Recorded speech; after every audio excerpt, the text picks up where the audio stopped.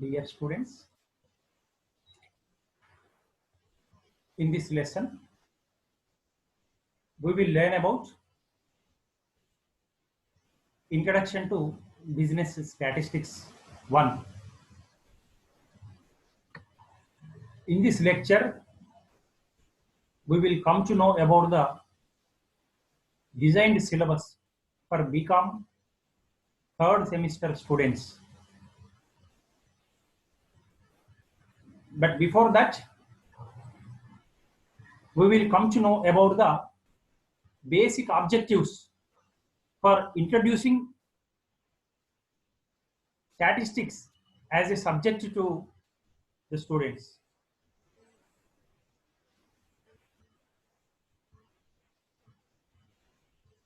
Basic objective is to inculcate analytical and computational ability among the students. With this objective, business statistics subject has been introduced to you. In the third semester, business statistics 1 will be there, and in the fourth semester, business statistics 2 is designed in your syllabus. So mainly, as I have already told you, the subject of statistics has been introduced to inculcate analytical and computational abilities among the students. Now, we will see the syllabus. In the first unit, we have introduction. That is introduction to statistics. Origin and development of statistics, definition, importance and scope, limitations of statistics, distrust of statistics, statistical investigation, planning of statistical investigation, census and sampling methods, collection of primary and secondary data, statistical errors, and approximation, classification and tabulation of data, frequency distribution. All these we will learn in introduction. Origin, how statistics developed as a subject. What is the distrust of statistics? What are the investigation methods? What do you mean by census method? What do you mean by sampling method?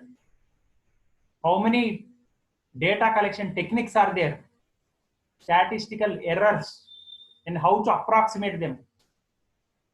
Whatever data that you collect, how can it be classified and how can it be tabulated? What is a frequency distribution? All these things we will learn in introductory chapter. In the second chapter, we will come to know about diagrammatic and graphic representation.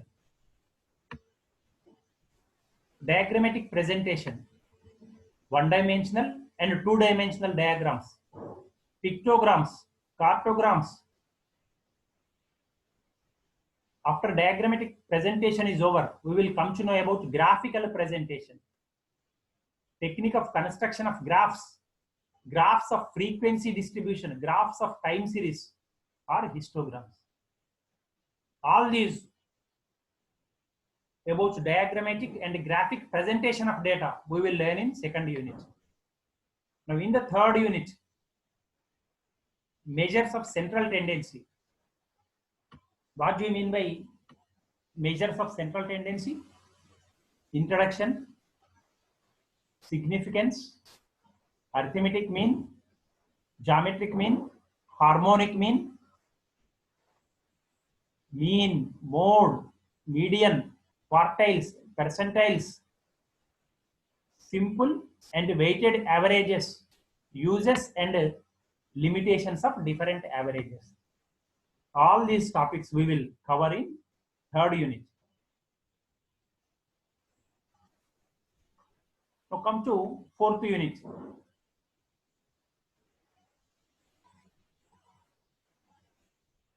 In fourth unit, measures of dispersion and skewness and kurtosis, we will learn about them. In measures of dispersion, what is the meaning of it, significance, characteristic features,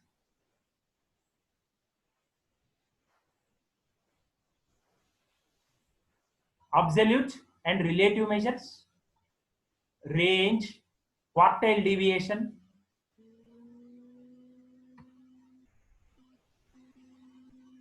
mean deviation, standard deviation, coefficient of variation,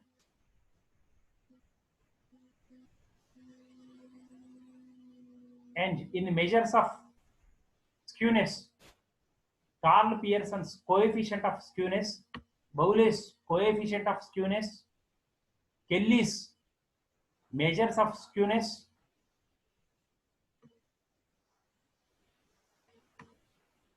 in kurtosis, mesokurtosis, platokurtosis, and leptokurtosis.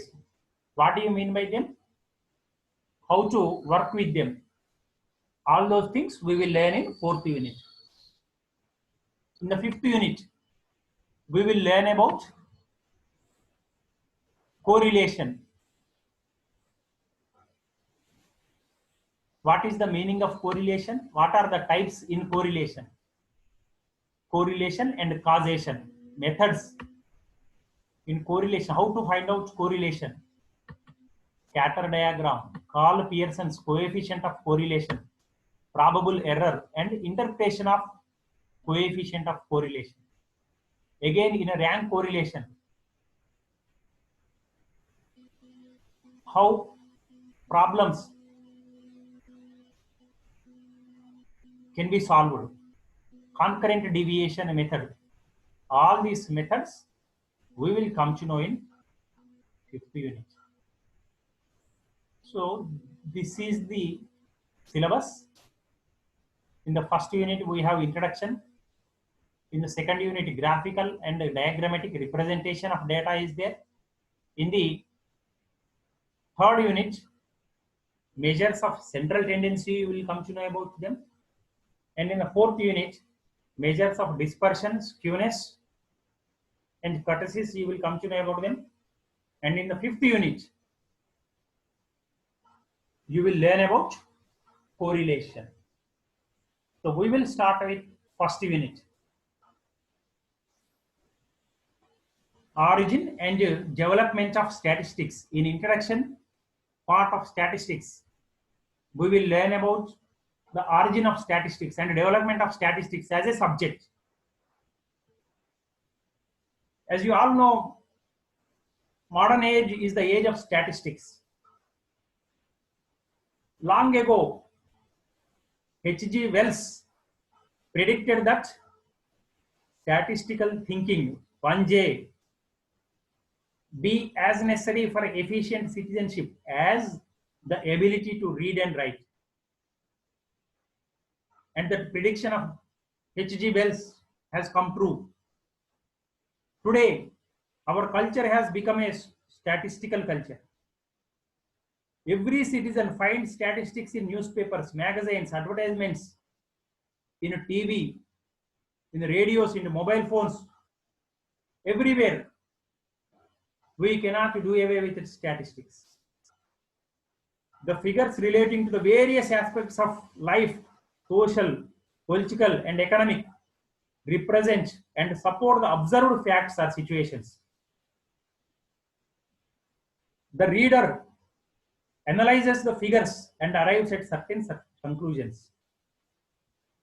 For example, a prospective investor is interested in the profitability of the business enterprise and in its ability to meet debt obligations. He analyzes the income statements and balance sheets of the enterprise for a number of years. Such analysis helps him to decide whether to invest or not. In simple terms, statistics is a branch of mathematics that deals with the scientific collection, organization, presentation, analysis, and interpretation of numerical data in order to obtain useful and meaningful information. As I have explained, today we cannot live without statistics. It is the order of the day. It has become part and parcel of everybody's life. It is a branch of mathematics that deals with collection, organization, presentation, analysis, and interpretation of data in order to obtain useful and meaningful information. The word statistics has been derived from the Latin word status or the Italian word statista, and the meaning of these words is political state or government. Shakespeare used the word statistics or statist in his drama Hamlet way back in 1602. In the past, statistics was used by rulers. The application of statistics was very limited, but rulers and kings needed information about land, agriculture, commerce, population of their states to assess their military potential, their wealth, taxation, and other aspects of government. Statistics meant a collection of facts about the state or the people in the state of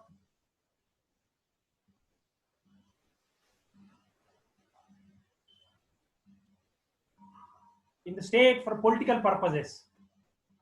Thus, it helped in collecting data about economic and social conditions of people living in different parts of the country. For proper functioning of the state, it is essential to know the conditions under which the people live and work, earn income, and spend their wealth. This science was known as science of state because it was used by the state. In this way, statistics developed as a king's subject or as a science of kings or political arithmetic. So in the initial days, statistics is known as king's subject or as a science of kings or political arithmetic. But with the passage of time, the scope of statistics widened. For some time, statistics was regarded as a branch of economics, but now it has become a full-fledged independent subject. In the present times, statistics is not only a science of the state, but is also includes in it all types of quantitative analysis. Sir R.A. Fisher regards the science of statistics as mathematics to observational data. This modern concept of statistics was evolved in 1749. Definitions of statistics. The field of statistics is the science of learning from data.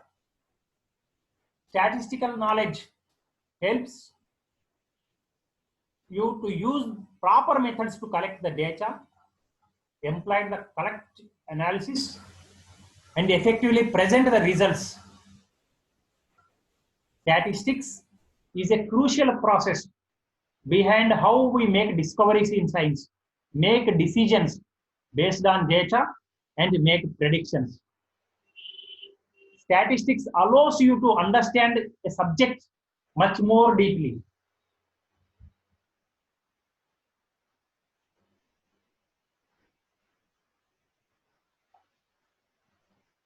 In dictionaries, statistics has been defined as a branch of mathematics dealing with the collection, analysis, interpretation, and the presentation of masses of numerical data.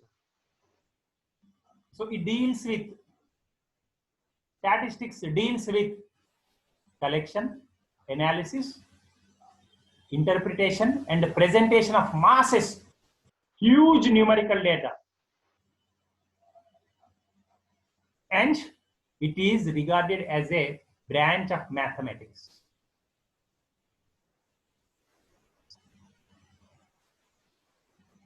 You can also see it is defined as a collection of quantitative data. Qualitative data is not going to be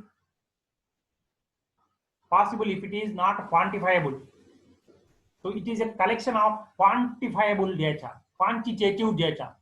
Only that can be shown in statistics, that can be represented in statistics. Statistics is defined by American Statistical Association, ASA, as it is the science of learning from data and of measuring, controlling, and communicating uncertainty. Because our future is uncertain. Future demand, future supply, future employment, future income, future expenditure, future population, future national income, future inflationary trends. All these are going to be uncertain. We all know it. Our future is uncertain. But with the help of statistics, with the help of data gathered from various sources, the sources may be primary sources or secondary sources. What do you mean by primary source? What do you mean by secondary source? We will come to know about them in the subsequent chapters. But whatever data is gathered, we are going to measure it, we are going to classify it, we are going to derive some conclusions from the data. And in order to predict something about uncertain future. So we will come to know about Cambridge University definition of statistics. It is defined as information based on a study of the number of times something happens or is present or other numerical facts. So statistics provides information based on a study of number of times something happens or is present or other numerical facts. It is also defined as the science of using information discovered from studying numbers. In this way, Cambridge University has defined statistics.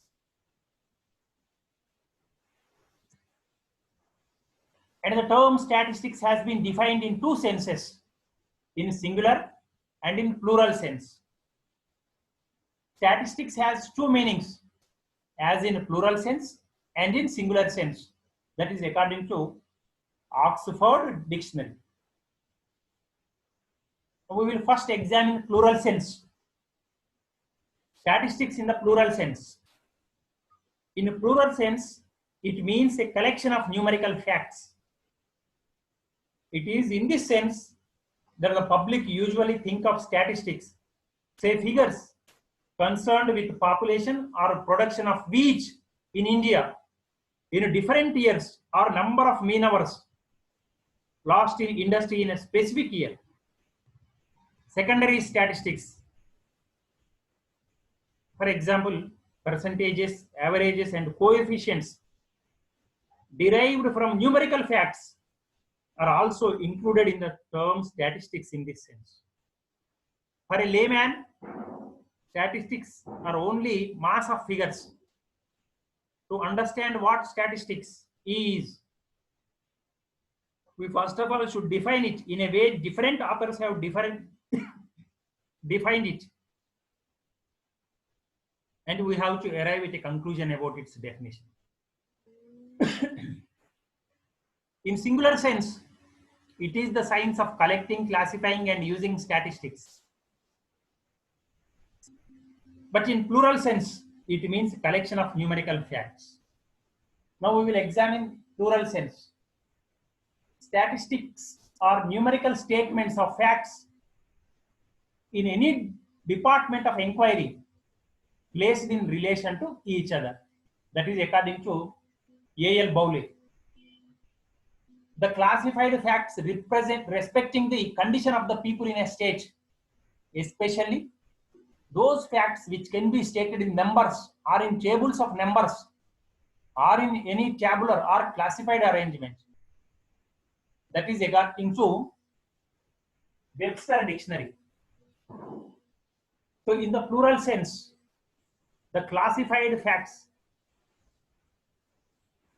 representing the conditions of the people in a state, especially those facts which can be stated in numbers or in tables of numbers or in any tabular or classified arrangement. That is, in that way, statistics has been defined by Webster. By statistics, we mean aggregates of facts affected to a marked extent by multiplicity of causes, numerically expressed, enumerated, or estimated according to reasonable standard of accuracy, collected in a systematic manner for a predetermined purpose, and placed in relation to each other. This is defined by Horace Sacrist.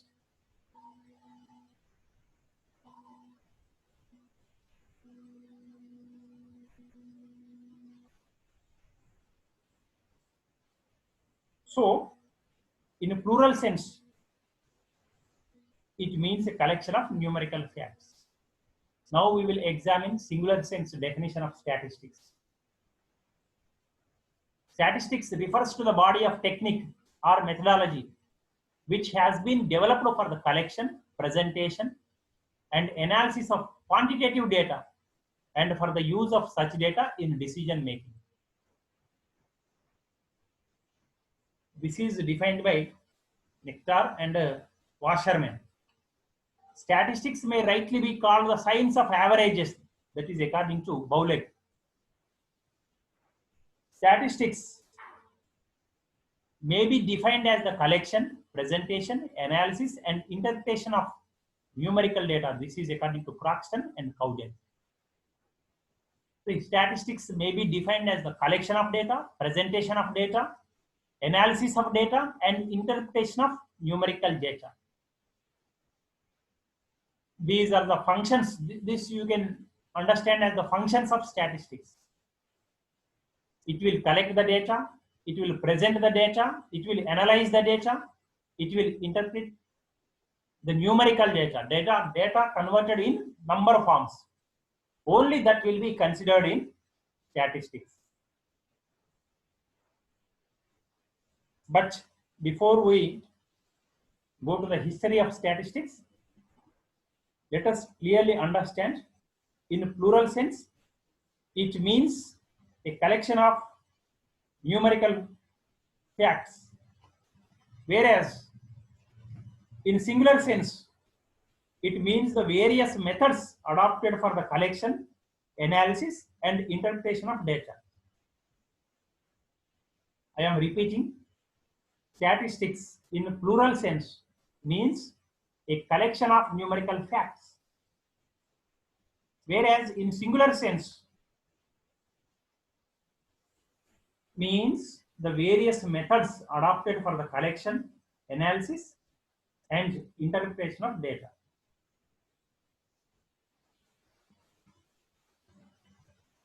You have to understand from these two senses that in the singular sense, the term statistics is described as statistical methods. Now, we will briefly examine the history and we will see some pictures of statisticians who have made a tremendous contribution in the field of statistics. In 3800 BC, before Christ period, records of population census. This is the history of statistics. And before Christ, during the years of 3800, circa 3800 means around 3800, records of population census in Babylonia and China. Biblical population census was undertaken by Moses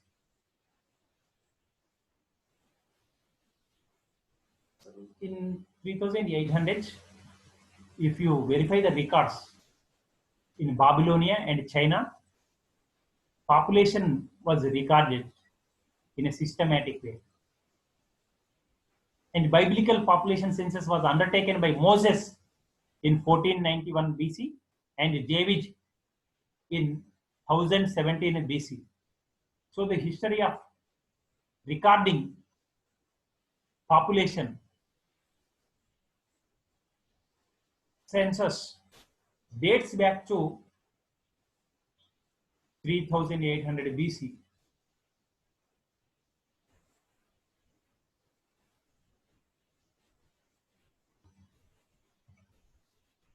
And if we further go back, if we further trace, Greeks conducted census in times of stress, counting the adult male citizens in wartime and the general population every time the food supply was endangered. So for citizens planning, Greeks conducted census thousands years ago. They conducted census in time of stress, especially during wartime. Normally, as you all know, in war, in a number of cases, males will be ordered to participate in the war in a big way. So before or during the wartime, Greeks used to conduct census of male citizens in the country, in the state, in order to know their age, how many are fit, how many are unfit, whether it is a suitable time to enter into war with any other state or country for that matter, with this population, with this fit or unfit population. Like that, they counted the population of male citizens. And in general, as you all know, we require food. Living things require food. Whereas during those days, I am speaking about thousands of years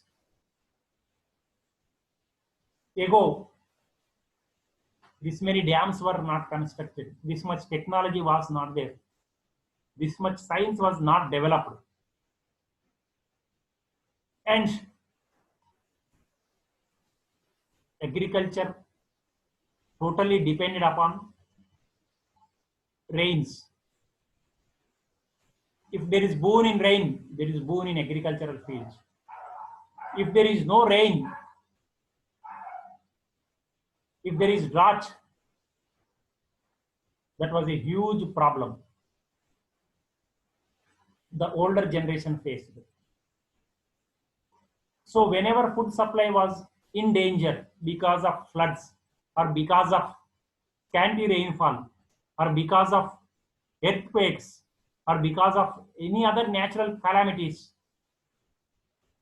the Greeks used to count the population, whether the food that is going to be available for the population is good enough or not, whether the supplies are good enough or not, how to increase the supply, whether to import from other states, or how whether we can manage the population or not. So Greeks conducted census. We have seen in Babylonia, in China. Now we are observing that even Greeks conducted census thousands of years ago. The Romans registered adult males and their properties for military and administrative purposes. The Romans also during those periods, they registered adult males because as you can understand, it is a patriarchal society. So male domination was there. So all properties were registered in the names of males. So that is why they have maintained a register of adult males and their properties for not only military purpose, but for other administrative purposes also.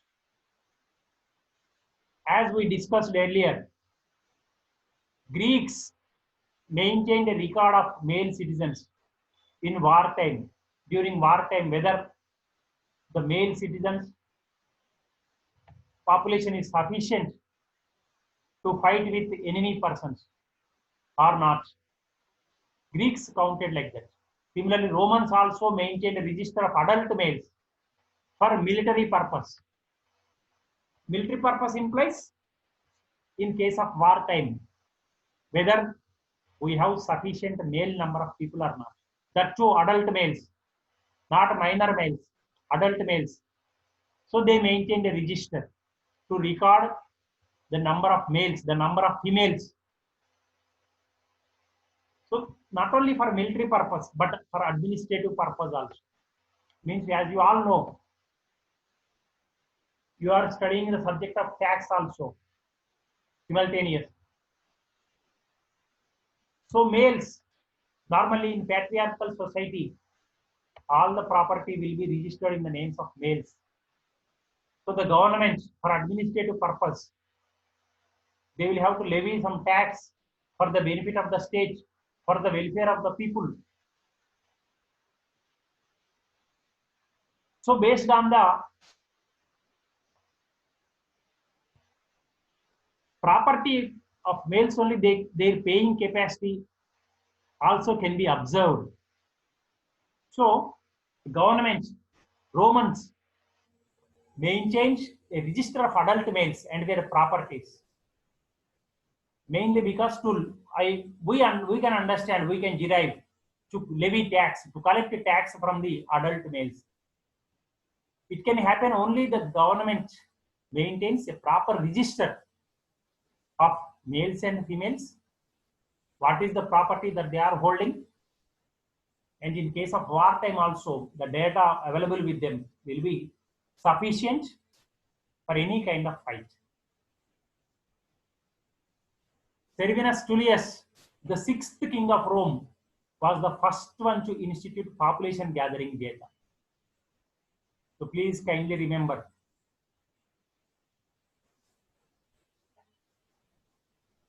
Servianus Tullius, the 6th king of Rome, was the first one to institute population gathering data. Each male in the Roman Empire had to return to the city of his birth to be counted and taxed. As I have already mentioned, male population was registered, was counted, but because the data will be of much help during wartime and in ordinary course of time also. The data of males is very important, of prime importance for taxation purpose. As I have already mentioned, all wealth will be registered in the names of males as they are patriarchal societies. So, if the data regarding male adult population is perfectly available with them, they can tax and revenue can be generated. So that is why in ancient Rome, you can see the 6th king was the first one to gather census data.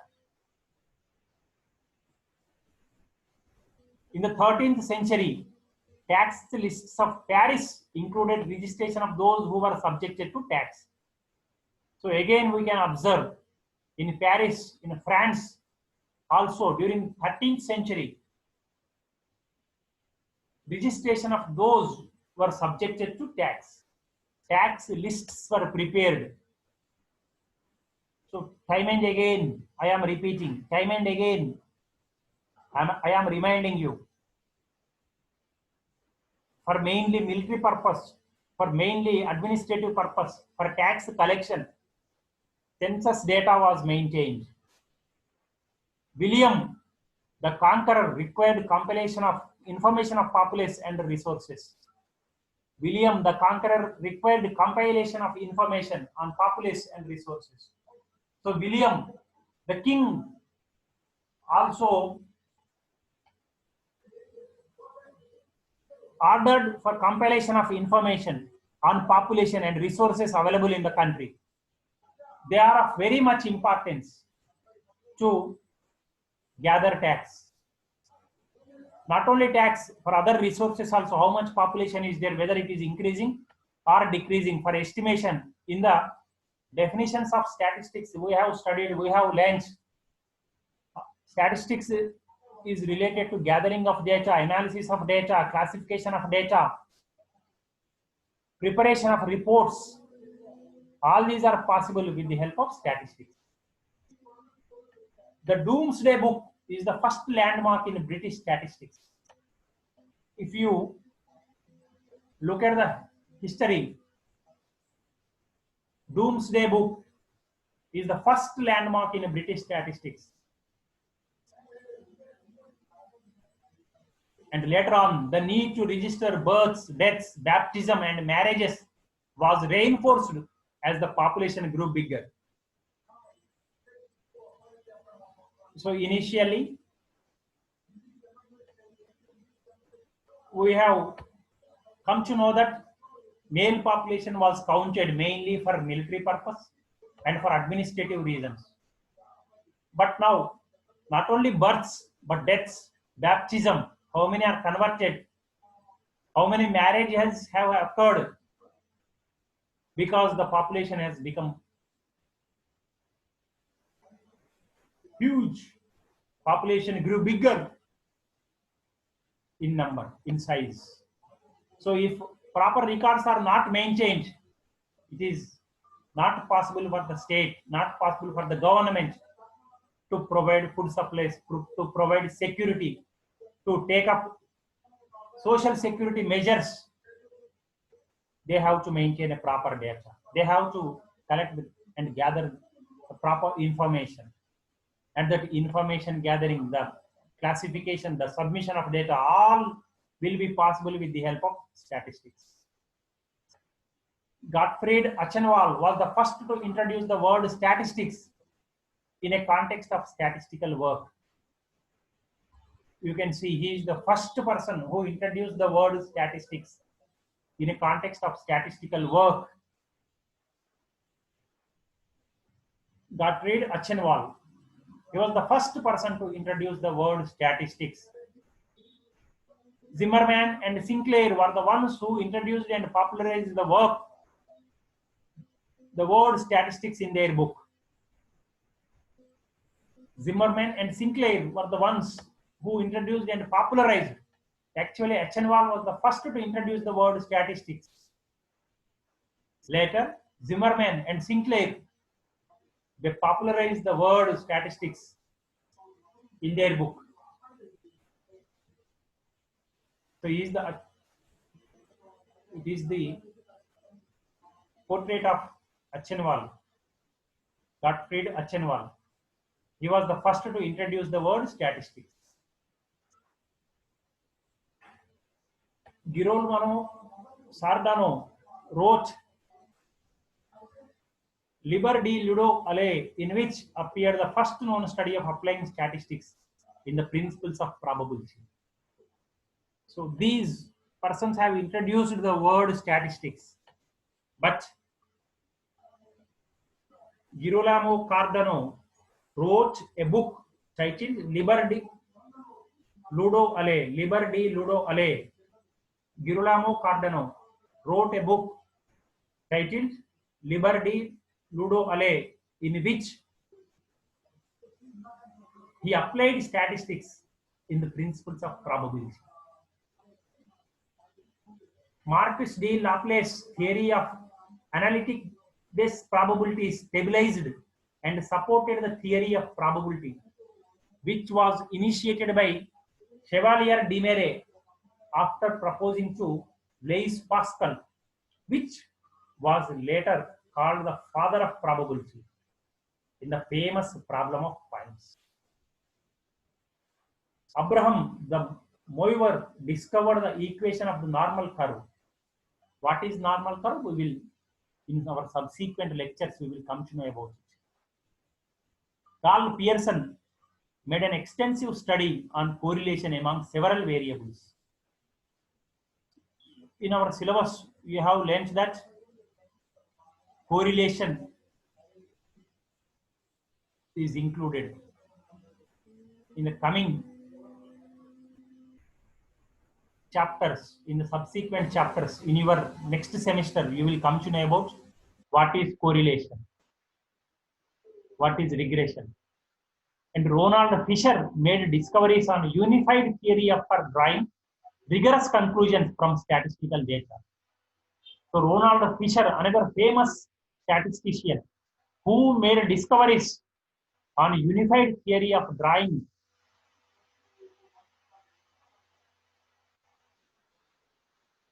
Fisher made discoveries on unified theory for drawing rigorous conclusions from statistical data. Sir William Petty, now some photograph you can see.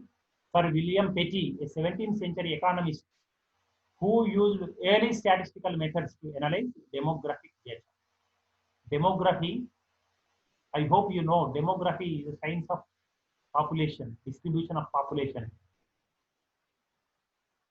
the sex ratio, the age, births, deaths, everything, all this data, you can term it as demographic data. So Sir William Petty, a 17th century economist, so that is why initially the subject of statistics was also deemed to be part of statistics. Initially I told in this lecture, but now statistics has emerged as a separate subject. Carl Friedrich Gauss, mathematician, who developed the method of least squares in 1809. Gaussian theorems he developed, least square methods in order to find solutions to certain problems. Carl Pearson, the founder of mathematical statistics. Ronald Fisher, a genius who almost single-handedly created the foundations for modern statistical science. A genius. He has single-handedly created the foundations for modern statistical science. James Lind carried out the first ever clinical trial in 1747 in an effort to find a treatment for scurvy. You all know, we have studied some science. Scurvy is the disease arising out of deficiencies of vitamin C. So James Lind carried out a clinical trial first time in 1747 in order to find out treatment for scurvy disease. Pierre Simon Marquis de Laplace, one of the main early developers of Bayesian statistics. Pierre Simon Marquis de Laplace, he developed techniques known as Bayesian statistics.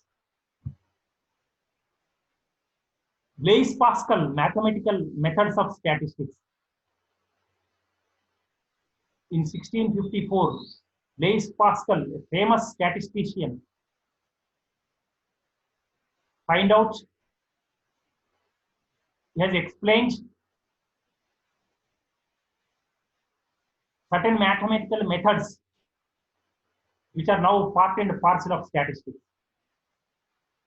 So in this way, several statisticians